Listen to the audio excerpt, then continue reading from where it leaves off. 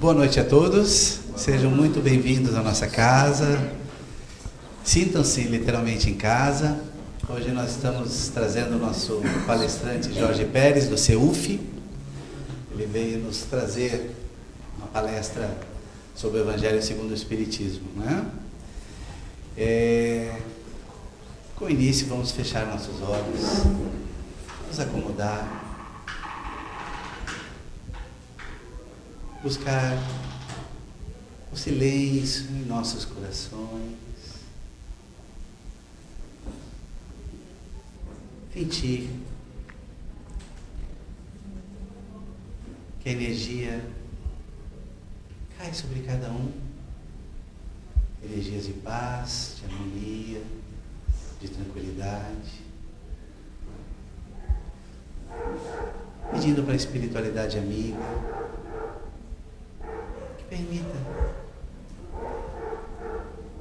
que auxilie, para que cada um de nós possa aqui, nesta noite, tanto os amigos da internet, como os amigos presentes, que possamos estar aqui nessa noite recebendo tudo aquilo que viemos buscar, através de palavras, através de energias, através de carinho, de braços abertos. Então que nossos corações nesse momento possam ser ainda mais envolvidos por esses sentimentos de tranquilidade e de paz. Que Jesus, modelo e mestre, possa ser sempre a nossa direção e o nosso objetivo. Que assim seja. Então chamamos o nosso amigo, seja bem-vindo. Vamos lá. Fique à vontade.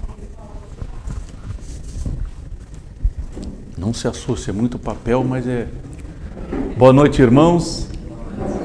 Que nós, nesse momento, aproveitando as energias que estamos aqui trocando, e esse momento em que nós temos o nosso pensamento voltado para a diretriz, voltado para aquilo que nós estamos falando, nós vamos estar com o pensamento tranquilo, né?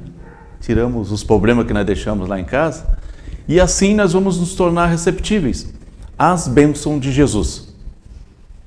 Muitas vezes nós pedimos bênção para Jesus quando nós temos alguma dificuldade, e muitas das vezes nós não recebemos as bênçãos porque nós não estamos receptíveis. Nós queremos ser abençoados, nós queremos receber e não estamos assim preparados para receber. Nós não nos preparamos para receber. E nós aproveitamos então esses momentos em que todos nós aqui que estamos, os nossos pensamentos estão voltados para esse momento, para esse instante, essa 40, 50 minutos, 1 hora que nós ficarmos aqui e paramos de pensar. Por isso que a gente pede assim, desliga o celular, né? Não pense. Até vi uma palestra uma vez, eu não me lembro de qual deles que foi, se foi do Divaldo, do Chico, dizia assim, por que você não... Ele ficou parado. Por que você não começa a palestra? Eles não, o povo tem que ficar em silêncio. Mas não tem ninguém falando. É que você não está escutando o pensamento desse povo todo que está aqui, cada um pensando num problema qualquer. Meus irmãos, o que é o tema? O que nós nos sujeitamos a comentar hoje? Capítulo 2 do Evangelho segundo o Espiritismo. Meu reino não é deste mundo. Dentro desse texto, onde é a base, onde é que nós vamos conversar, tem um texto de Kardec lá no final, o ponto de vista, é onde nós vamos nos parar. Mas para isso nós temos que nos situar, né, na nossa conversa. Vamos ver. Nesse capítulo 2, ele subdivide-se em quê? A vida futura, a realeza de Jesus, o ponto de vista e uma realeza terrestre. Certo? Então vamos... Sempre nós temos que falar baseado no quê? Nos ensinamentos de Jesus. Então, para isso, nós vamos buscar lá em João. O que fala João? Vamos lá. Mais ou menos assim. Jesus, já nos seus últimos minutos, nos instantes que ele estava aqui em vida conosco, foi levado à Torre Antônia, que era do lado do templo. Na Torre Antônia funcionava o pretório. Pretório é onde era a casa das ordens, das decisões. Quando era no campo de batalha, nos acampamentos, era a barraca central. E como lá já era uma cidade, funcionava ao lado do templo a torre. Aí os sacerdotes trouxeram Jesus. Jesus estava incomodando, né? Jesus estava incomodando, porque ele dizia o quê? Tem que dividir tudo, tem que... Quem é rei não vai ser rei, que vai se encontrar tudo. Então o pessoal ficou incomodado. Não, vou perder meu sacerdócio, minha distinção. Incomodou. Aí eles foram levar ele para Pilatos. Quando Pilatos adentrou ao recinto, viu Jesus. A primeira coisa que ele perguntou o quê? Tu és reis? E Jesus diz o quê? Não, o meu reino não é deste mundo.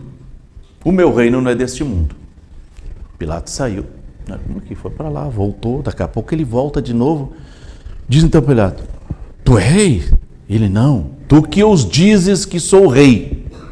Eu não nasci e nem vim a esse mundo, senão para dar testemunho da verdade.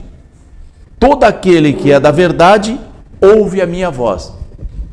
Olha aqui que nós podemos, até é interessante, quando nós lemos o Novo Testamento, quando nós lemos o Evangelho, essas passagens de Jesus, para que nós possamos entendê-la com mais tranquilidade, o que nós temos que fazer? Faça marcação, pega um lápis, uma caneta, marca as palavras que chamam a atenção. Nesse texto, nessa passagem, o que mais nos chama a atenção é o meu reino não é deste mundo, né? E a outra palavrinha que estão lá, o outro é verdade. Quem é da verdade ouve minha voz. Isso chamou atenção para nós. E aí nós vamos ter que trabalhar em cima disso. O que nós vemos? Nós vemos que todos os ensinamentos que Jesus nos transmite, ele sempre nos indica que essa passagem terrena, que aqui na Terra não era a verdadeira vida. Todas elas davam uma indicação de que havia um outro local, um outro reino, né? Uma sequência de uma vida maior. De uma vida maior, sempre, todas as passagens. Ele dizia, a casa do meu pai. Não é assim que ele fala? Nas passagens, a casa do meu pai. Então não é aqui. Ele sempre nos indica. E nós vamos ver mais ou menos, depois nos enrolar, nós vamos prestar mais atenção. O que nós lemos também? Existe assim, as teorias, né, das leis de renascimentos. Das leis de renascimento. A doutrina materialista, o que ela nos diz? A doutrina materialista, que a vida inicia num processo biológico e se extingue também num processo biológico com a, vamos dizer assim, com a defasagem, com o fim das nossas forças físicas, nós morremos. E acabou. Então nós viemos, biologicamente, e acabamos. Essa é a doutrina materialista, mais ou menos. E também temos a panteísta. A panteísta, vamos dizer assim, bem resumido, ela diz que é um todo, uma energia toda de um todo. E nós fizemos parte desse todo. Quando nós nascemos, nós viemos dessa energia toda, e quando nós morremos, nós voltamos para a energia toda, esse todo. Ela é muito mais ampla, a panteísta. Até é interessante depois procurar e dar uma leitura mais aprofundada, estudar. Nós vamos ver que é muito mais longo, mas resumo é mais ou menos isso. Nós também temos as doutrinas da unicidade. A doutrina da unicidade, é que a maioria das religiões também falam, ela nos dá assim, nós fizemos parte de uma criação, temos a vida física também num processo biológico, todas elas dizem, e no momento em que nós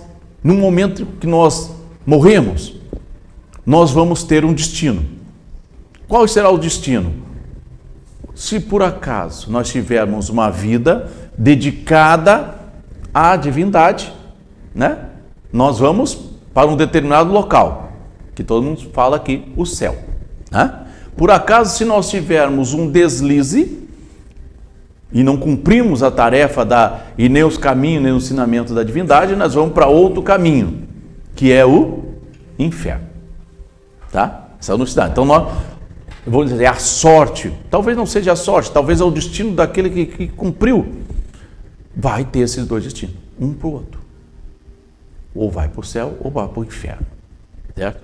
E também temos as teorias das doutrinas reencarnacionistas. De antemão já digo assim, a reencarnação não é uma invenção da doutrina espírita. Não é uma invenção da doutrina espírita porque até na época de Jesus, os reencarnacionistas já existiam, já diziam. Claro, depende da sua forma de pensar. Então, tinha uns que diziam que nós podíamos reencarnar no reino animal, no vegetal. Aí também é outro tema mais aprofundado para nós fazermos uma leitura. A doutrina espírita, ela nos dá a razão dizendo como? Que a reencarnação é a oportunidade da passagem da vida física para o nosso aperfeiçoamento moral. Certo? Para o nosso aperfeiçoamento moral. Então, o que nós vemos? Há uma indicação de uma outra etapa, de uma verdadeira vida, tanto nas teorias da doutrina da unicidade, quanto da reencarnacionista. Ela diz que nós vamos ter uma outra vida, uma vida eterna, todas elas. Então, nos indicam. Aí nós voltamos lá em Jesus. Quando Jesus diz que o meu reino não é deste mundo, ele nos indica que há um verdadeiro reino, que há um verdadeiro destino, certo? Quem é rei? Rei é aquele que se destaca, né? Não é assim? Aquele que se destaca. A gente não fala de vez em quando, o rei da música, o rei de futebol, o rei disso, daquilo, se destaca entre aqueles que são do seu grupo. E aí a gente chama de rei. Por isso que nós aqui dizemos assim, Jesus é o nosso rei. Se destacou pelos ensinamentos dele, certo? Então essa maneira contemplativa de Jesus não é errada de nós falarmos. Vamos lá. Outras indicações da vida, outras indicações de uma vida futura, de uma vida de um novo reino, ele nos dá lá no Sermão da Montanha, lá nas bem-aventuranças, certo?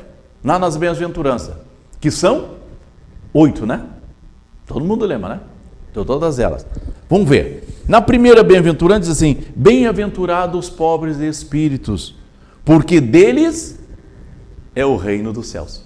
Olha só a indicação, é o reino dos céus. Então tem um reino maior, mais elevado, o reino dos céus. Lá na sexta bem-aventurança, o que ele nos diz?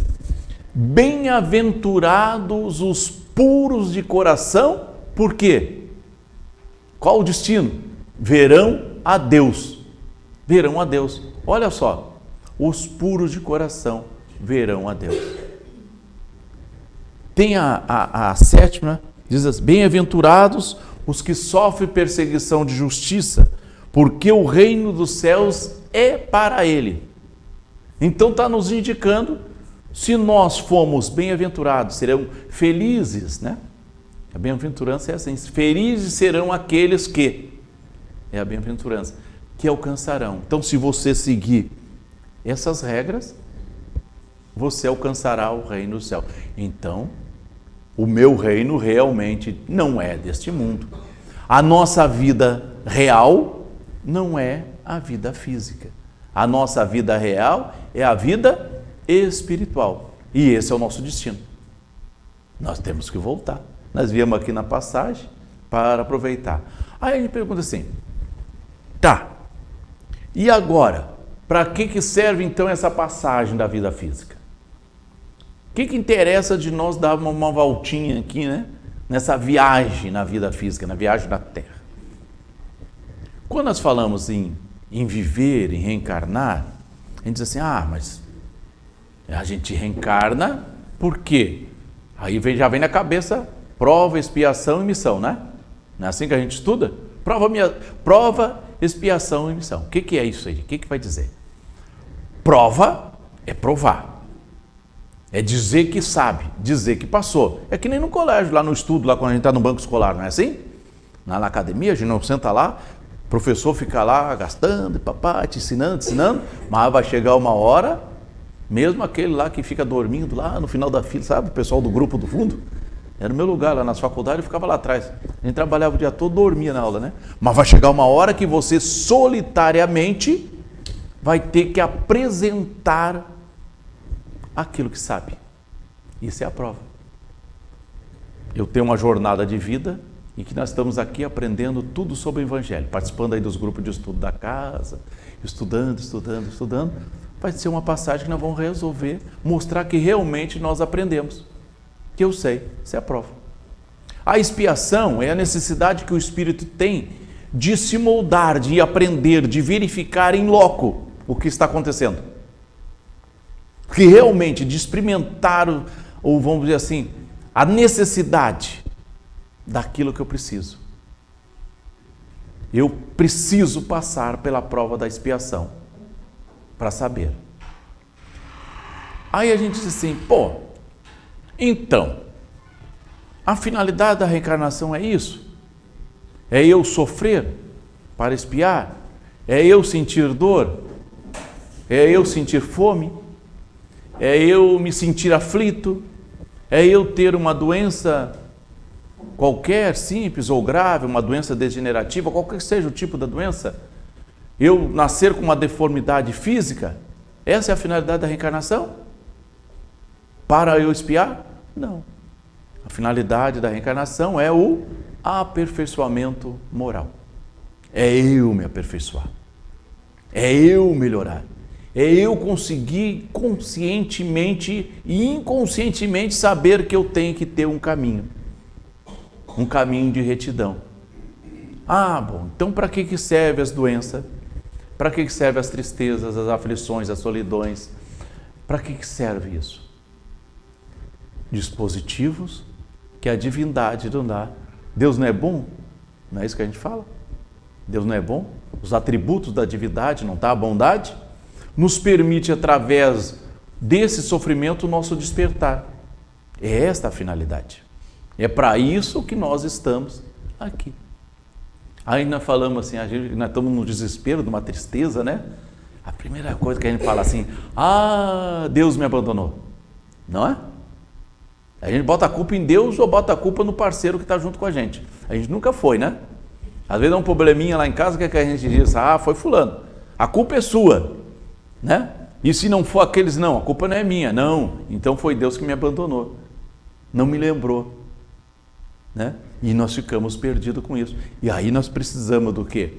Desse dispositivo ligado à bondade de Deus para que nós conseguimos entrar no caminho correto.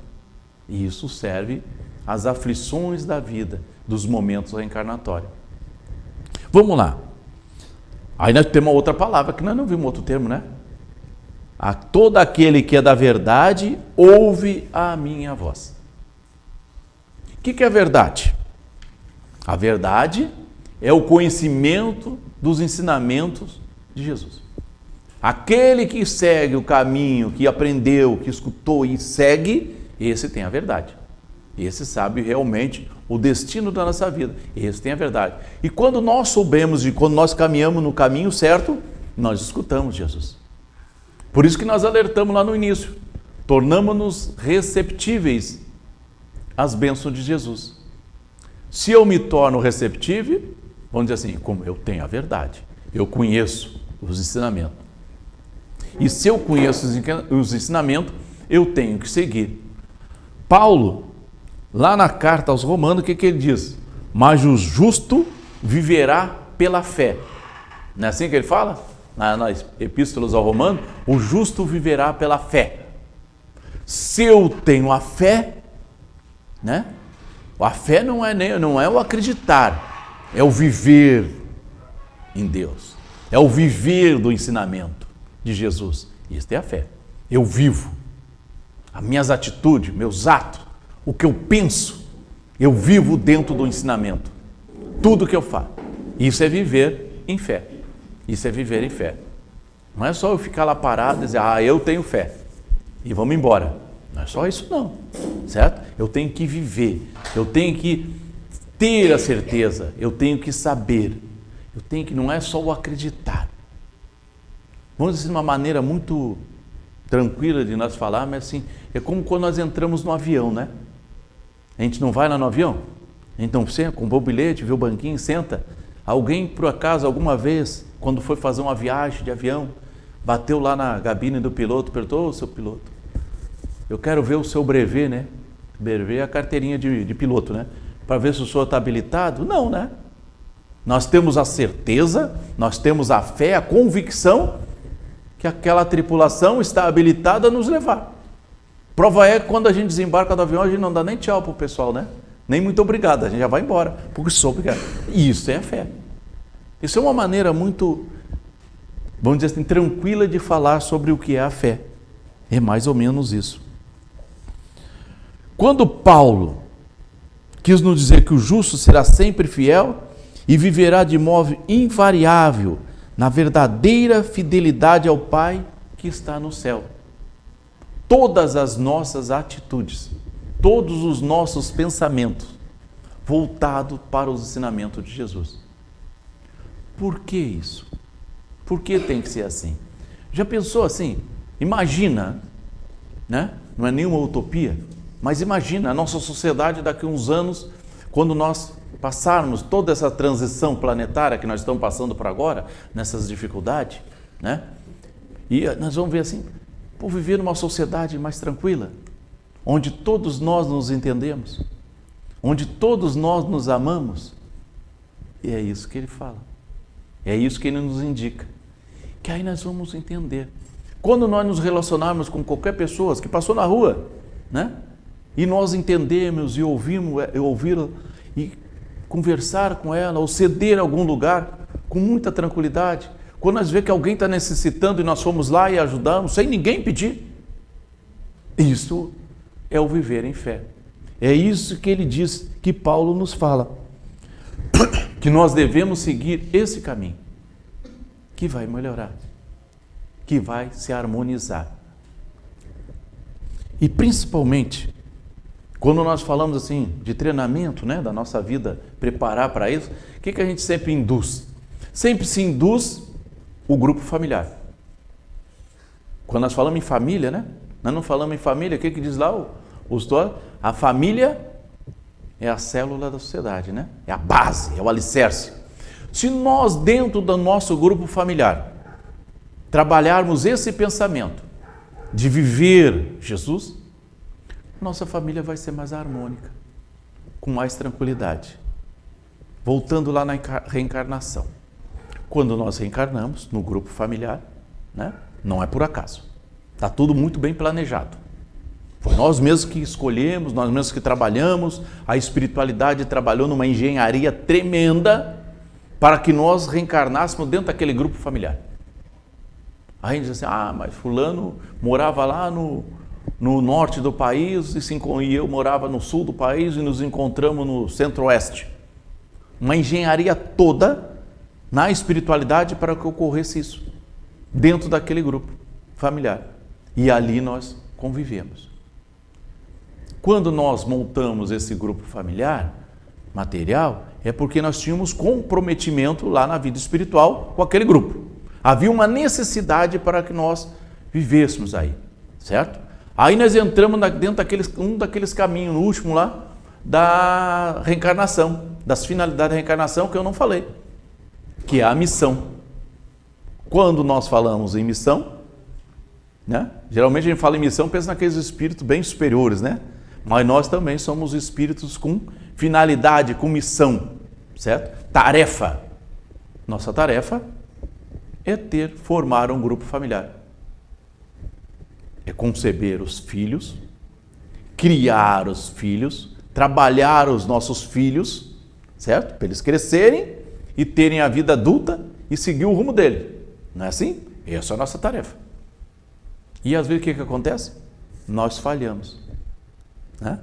Nós falhamos dentro desse momento reencarnatório. Por um instante falhamos e perdemos às vezes uma oportunidade e às vezes assim acontece que nós geramos outros compromissos. E a nossa finalidade reencarnatória nesse instante seria só criar o grupo familiar, criar os filhos e encaminhá-los para o mundo, para a sua vida individual de cada um.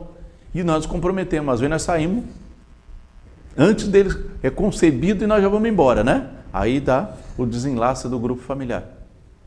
Para ver como o negócio é meio pensativo para nós todos. E nós devemos refletir com isso tudo. Às vezes uma atitude nossa lá em casa. Uma atitude pequena que seja, lá em casa. Nós nos comprometemos. Nós nos comprometemos. Ah, mas aí vem aquela pergunta assim.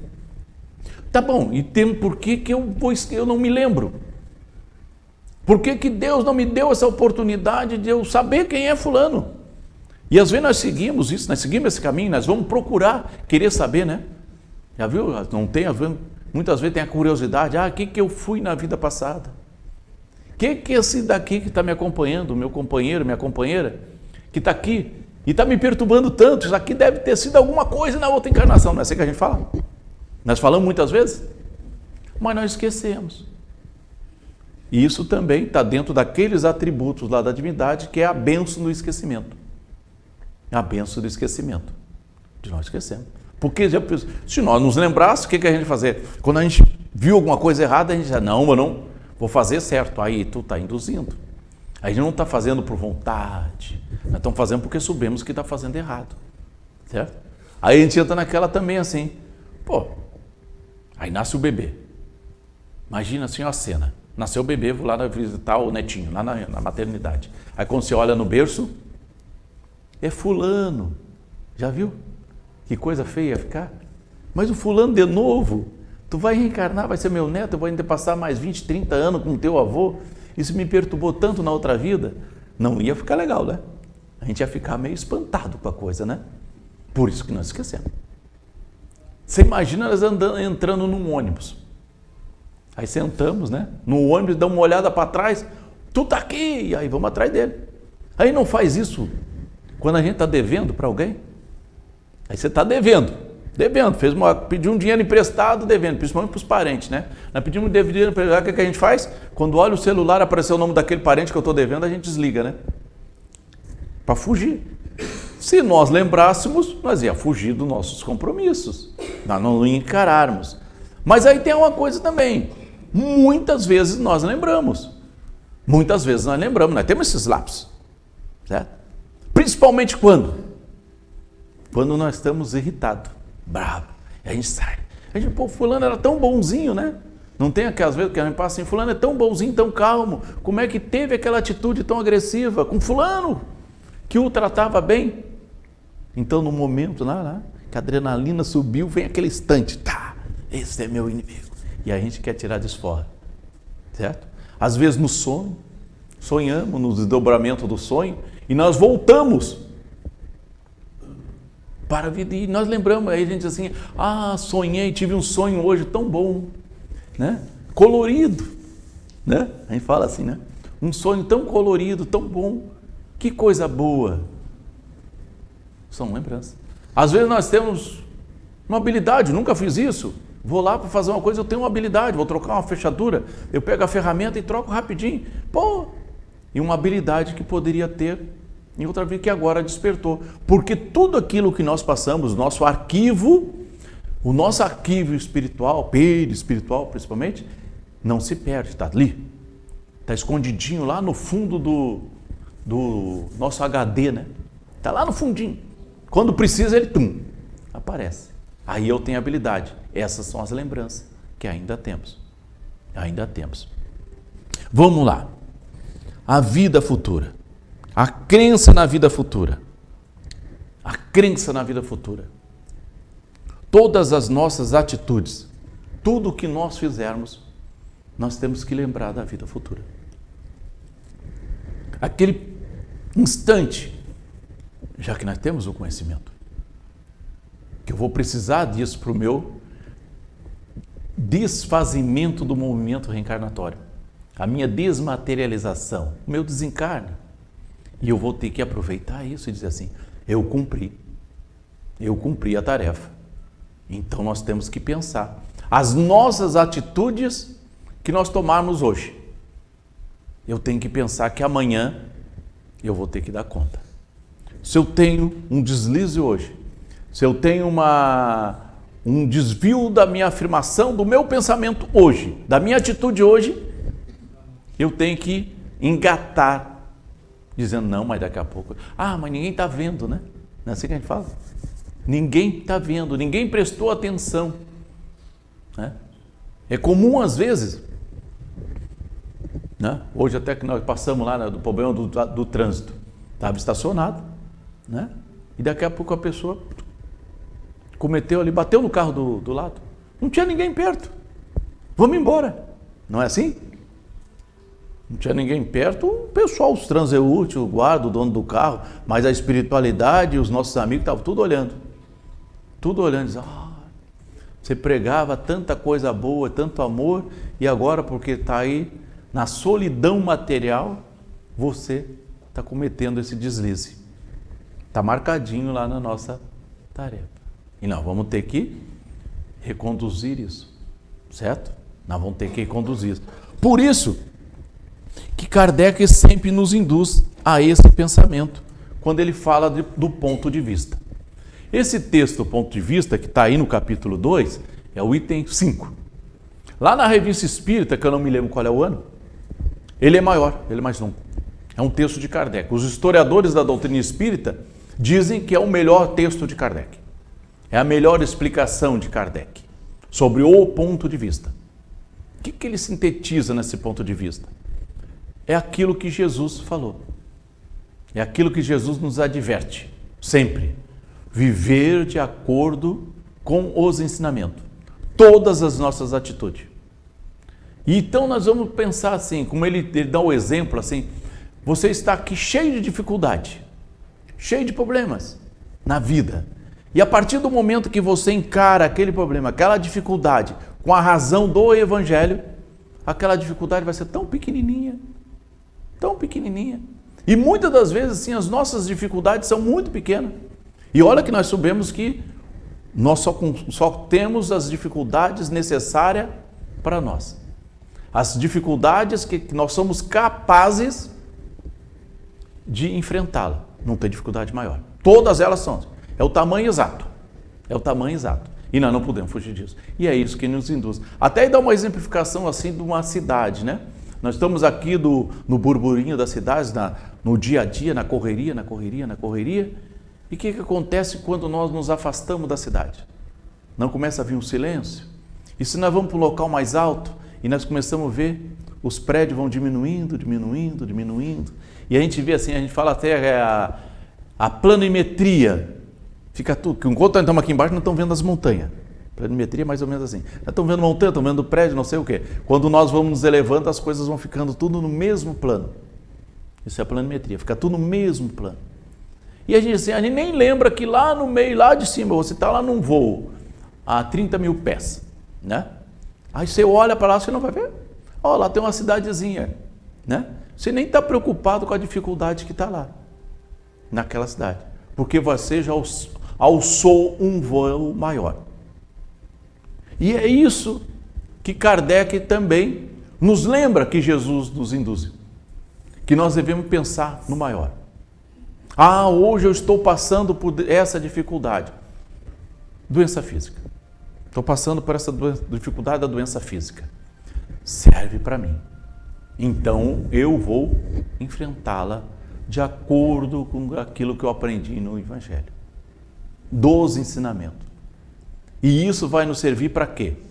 Para que nós possamos realmente alcançarmos o reino de Deus, o verdadeiro reino. Viu como é simples? Viu como é simples? Até nós lembramos assim nesse momento que todos os ensinamentos de Jesus, todos eles, dos ensinamentos de Jesus, eles nos induz, todos eles. Pega o Novo Testamento e dê uma lida. É rápido. Dê uma lida. O Novo Testamento, esse do Haroldo Dutra, que é novinho, né? Ele é mais metódico, está mais separadinho. Ele está diferente da Bíblia. A Bíblia parece é um texto só, né? Quando a gente pega a Bíblia, nós vamos ver que parece que é um texto só, né? Ele vai só... Mas os outros já dão uma separadinha, fica mais fácil, mais para nós aprendermos. Então, uma metodologia mais tranquila e nós podemos captar. Se nós dermos uma lida no Testamento e a gente lê rápido, nós vamos perceber o quê? Que todos os ensinamentos que Jesus nos deixou, transcrito pelos evangelistas, eles são de quê? Simples entendimento. Simples entendimento. De simples execução. De simples execução. Todos eles. Tem algum ensinamento de Jesus que é difícil de executar? Nenhum. Aí nós falamos assim, mas como? O que ele fala lá? Tenha fé do tamanho de um grão de mostarda e dirá a montanha para ela se mover e a montanha mover-se. Não é assim? Olha o tamanho da fé. Do tamanho, não diz assim, você tem que ter uma fé imensa para mover a montanha. A montanha simboliza as dificuldades, as agrulhas do dia a dia, tudo que nos passa. E a fé é pequena. Então nós tivemos uma fé minúscula de um grão de mostarda, certo? Aquela árvore frondosa que tem lá na região de Israel, né? Nós vamos ver assim, nós conseguiremos mover tudo. Então é simples. E é simples de entender. Quer ver outro ensinamento que é muito simples de entender? Amar ao próximo como a si mesmo. Entenderam? É simples, não é? Amar ao próximo não tem medo. Não. Porque alguém não entendeu a frase, né? Nós vamos até escrever, né? Amar ao próximo como a si mesmo. Cadê a dificuldade da execução? Onde tem essa dificuldade nessa frase? Eu só vejo uma. Si mesmo. Porque nós só queremos amar ao próximo de acordo com o meu pensamento. Esse é o si mesmo. Esse que é o obstáculo maior. Então quero só amar ao próximo se ele for da mesma religião, se ele torcer para o mesmo time, se ele tiver a mesma cor, se ele tiver a mesma raça, se ele viver na mesma cidade, se ele for meu amigo, se ele for meu parente. Esse é o problema. Nós não conseguimos enxergar o outro da maneira que o outro é. O outro tem outros gostos. E eu não consigo amar ele. E nós temos que ultrapassar essa barreira, a barreira do si mesmo. E onde é que nós vamos treinar isso? No grupo familiar. O treinamento maior é no grupo familiar. A família não é nossa escola? É ou não é? A família não é a escola? Não é lá que nós aprendemos no grupo familiar? Não é lá que nós temos um compromisso reencarnatório? Então, vamos treinar o amar ao próximo a si mesmo em casa. Cada um, dever de casa, né? Dever de casa, começar a entender. Porque não vejo dificuldade, porque quem não ama o esposo, a esposa, o filho, a filha, o neto, né? A parentela que está ali nos envolvido. O que nos falta? Expandir esse amor, para os demais membros da sociedade que estão aqui nessa jornada conosco. E é aí que nós temos que trabalhar. É aí que nós temos que trabalhar. Eu lembro até de uma outra conversa que daqui uns dias vão ter, que são os caminhos da felicidade. É outro resumo da obra de Jesus. Jesus deu 3 caminhos para a felicidade. De tudo que nós aprendemos. Para a verdadeira felicidade. Para a felicidade do reino de Deus. Para a felicidade do verdadeiro reino. Para a felicidade daqueles que estarão junto a Deus. E essa é a felicidade. Não é a felicidade momentânea da vida física. Essa não, essa vai se extinguir. Essa vai se extinguir. Então, quais são os 3 caminhos? Olha só que legal. Primeiro mandamento, quem lembra? Qual o primeiro mandamento? Amar a Deus sobre todas as coisas. Fácil entendimento? Alguém lembra? Alguém tem alguma dificuldade de amar a Deus? Não, né? Na hora que a gente está doente, tropeçou, caiu, o que a gente fala? Ai, meu Deus, já começou. Então nós estamos no caminho certo. Já o primeiro caminho está tranquilo, né? O primeiro caminho está tranquilo. O segundo caminho da felicidade, qual é que é? Segundo mandamento, nós já falamos agora. Amar ao próximo como a si mesmo. Aí nós entramos naquilo tudo que nós conversamos já antes. Amar ao próximo como a si mesmo. Olha só que interessante. Está tudo no resumo, estou fazendo o resumo o resumo da Bíblia. Tá? Amar ao próximo como a si mesmo. Isso que nós temos que trabalhar. É aí que tem que trabalhar. É isso que nós temos que, então, dever de casa, nós vamos escrever no papel os 3 caminhos, e esse é o caminho que nós temos que trabalhar bem, amar ao próximo como a si mesmo. E o terceiro caminho, que vai ser a consequência de todos, onde nós vamos abranger todos. O terceiro caminho é que nós vamos resolver o problema. É a bem-aventurança que nós falamos lá, né? A 6ª. Manter puro o coração. Pureza do coração. Bem-aventurados puros de coração. Por quê? Verão a Deus. Olha só, Ah, então tá fácil, né? Amar a Deus sobre todas as coisas, amar ao próximo como a si mesmo e manter puro o coração. Certo? Como é que eu vou manter o puro coração? Aí nós vamos pensar assim. O que é a pureza do coração? A pureza do coração é a pureza do pensamento, né? Manter o pensamento puro. O que é manter o pensamento puro? É manter o pensamento voltado para as nossas atitudes dos ensinamentos do Evangelho. É simples.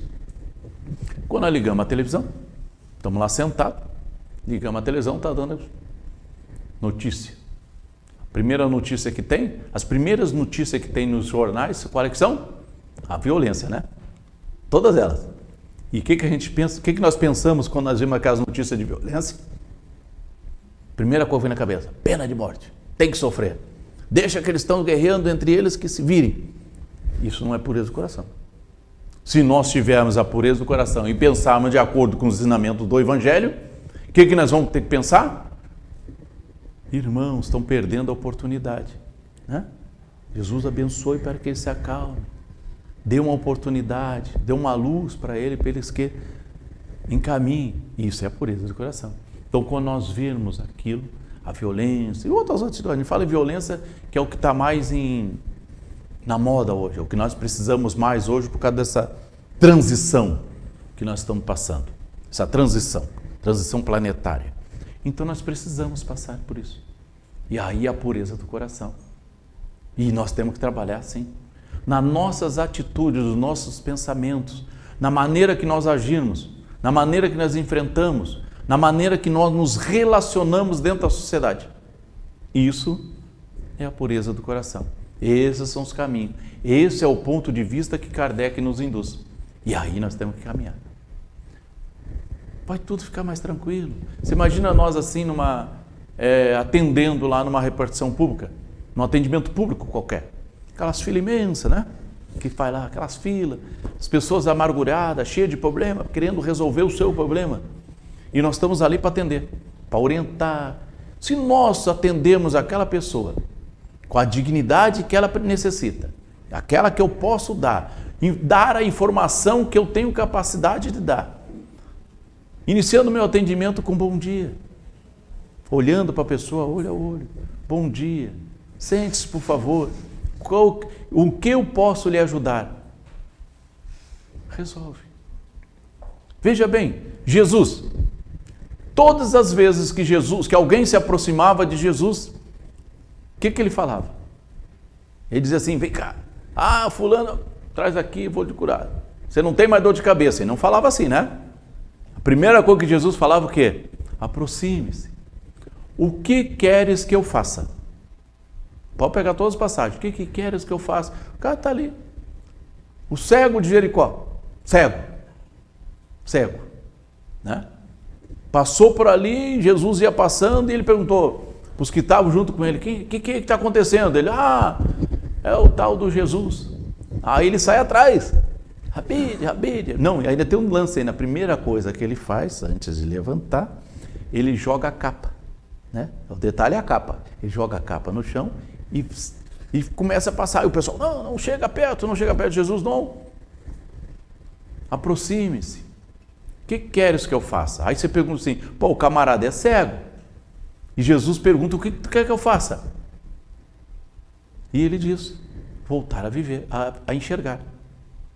Voltar a enxergar. E Jesus faz a transformação e a pessoa volta a enxergar. E ele diz, agora. Aí ele volta lá para a família dele, né? E ele pega e segue Jesus. Volta, se despede e segue Jesus. Seguiu o caminho. Então, para ele seguir o caminho, o primeiro momento que ele fez, ele largou a capa. A capa é a ideia materialista, a ideia do material que estava com ele. Ele largou os compromissos materiais com ele e seguiu o caminho de Jesus. E às vezes nós temos que passar por isso. Nós necessitamos, às vezes, largar alguns benesses da vida material para seguir os ensinamentos de Jesus. Para seguir os ensinamentos de Jesus. Ajudar, trabalhar em prol do próximo, em prol da sociedade. Com muita tranquilidade. Estar pronto Quando nós adentramos aqui a casa espírita, que nós estamos aqui, primeira coisa que a gente faz é: estou aqui, o que queres que eu faça? Nos apresentarmos à casa espírita.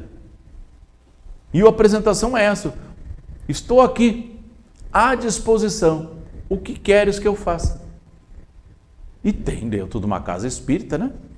Nós temos muitas coisas para fazer, nem que for para servir o copinho d'água, nem que for para arrumar as cadeiras, nem que for para pegar e abrir a porta e ficar recebendo as pessoas, aquelas pessoas que vêm a primeira vez. São atividades simples, que qualquer um de nós pode fazer.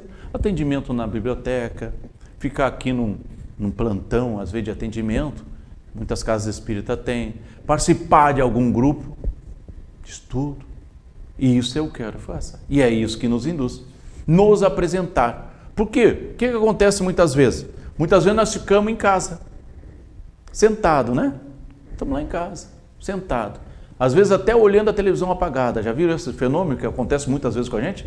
Quando nós temos alguns problemas, nós ficamos olhando a televisão apagada. A gente pega o controle da televisão e fica olhando para a televisão, pensando nos problemas.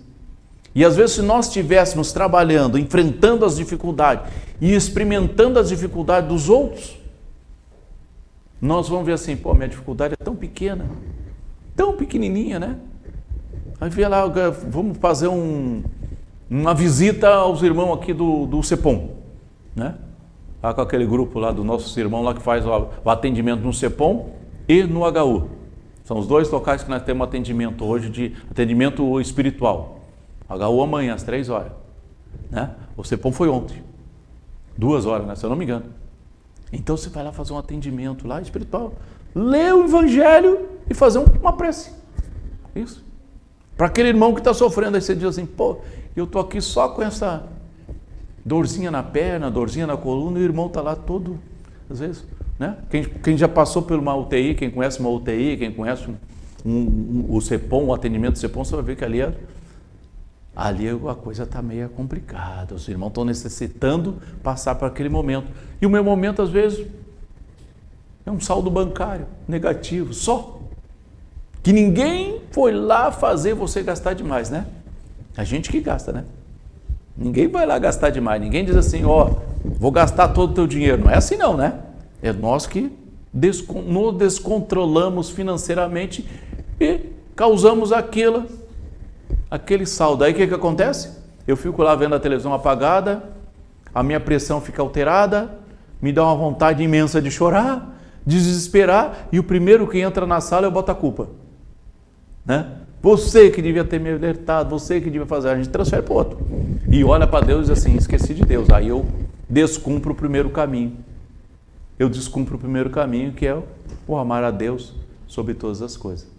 Olha só como é interessante, muito tranquilo, né?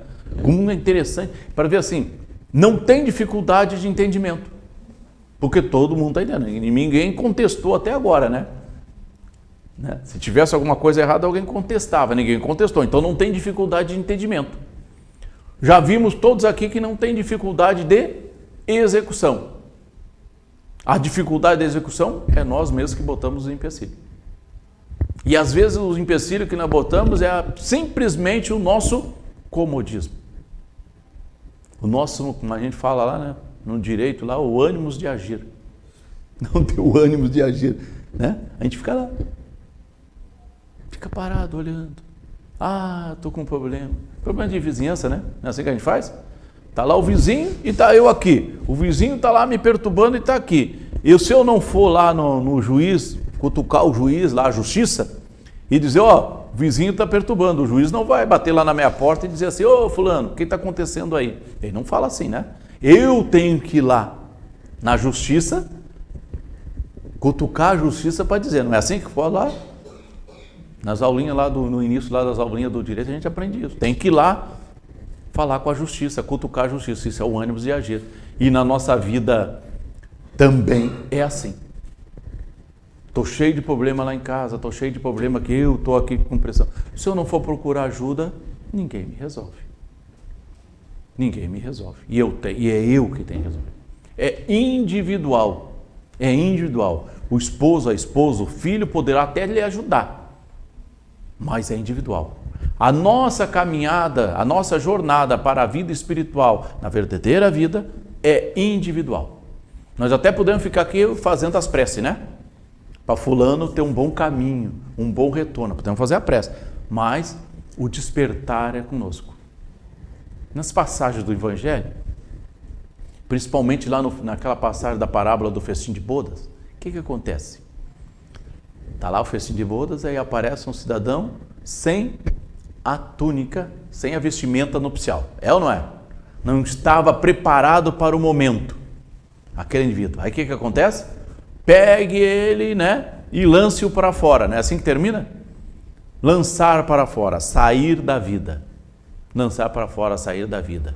Aí como é que termina a parábola?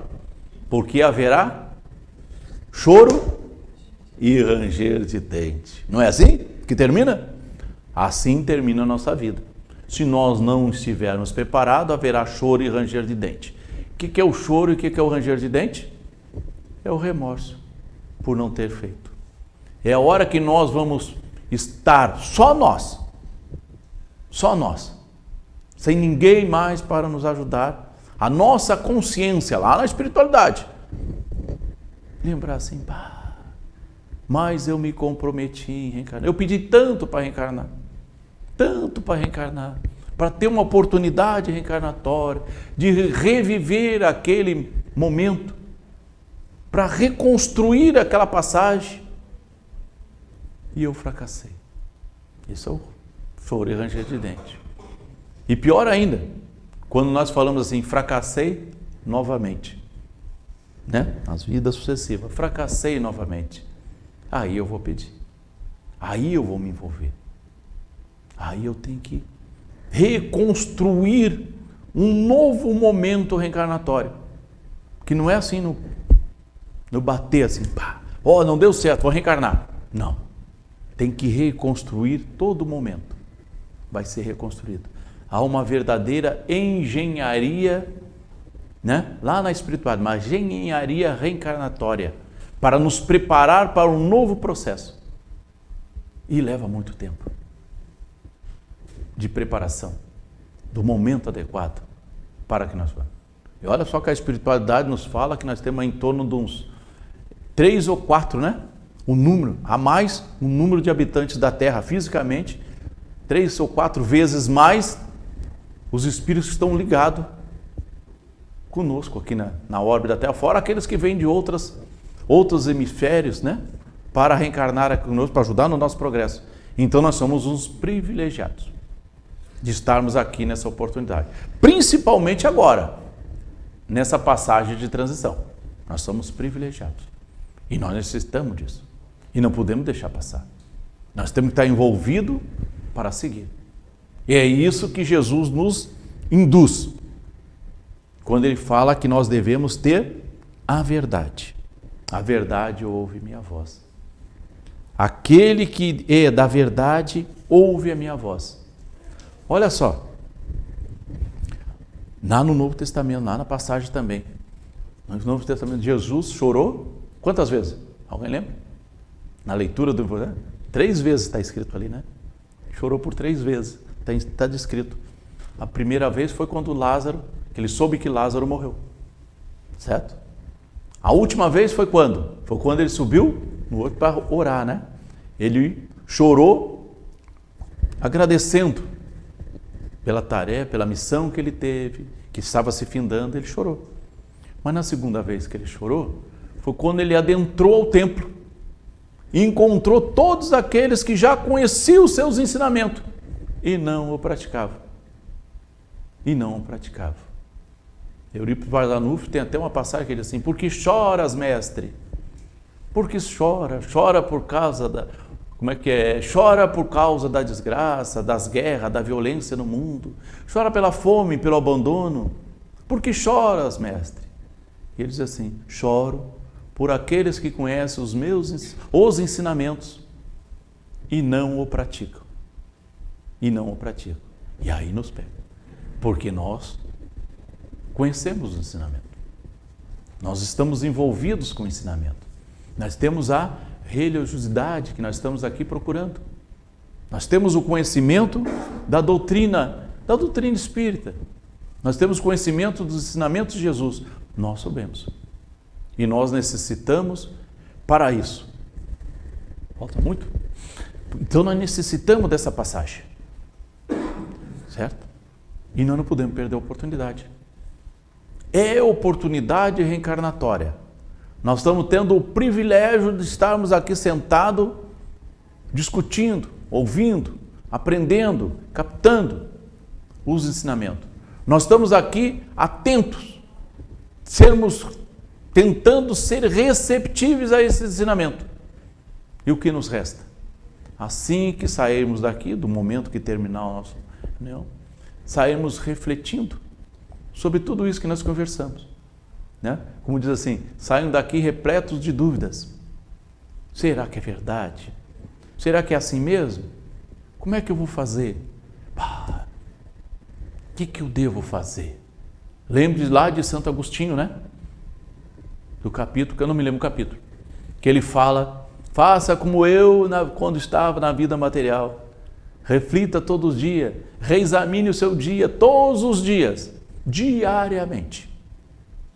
Veja no que eu posso, o que eu errei e corrija imediatamente. Corrija-se imediatamente. Procure reconfortar. Veja seu adversário e depois volte aqui. Refaça seu pensamento e depois inicie a sua oração. Não é assim os ensinamentos que ele nos dá? Por que isso? A nossa vida, a nossa passagem pela vida terrena é muito rápida. Em momentos está se extinguindo. Daqui a alguns segundos, daqui a um minuto, daqui a um ano, 10 anos, a gente não sabe quanto tempo. Então, se nós deixarmos para amanhã, amanhã eu vou lá. Amanhã eu passo para resolver. Amanhã eu ligo para fulano. Não. Vamos já de início.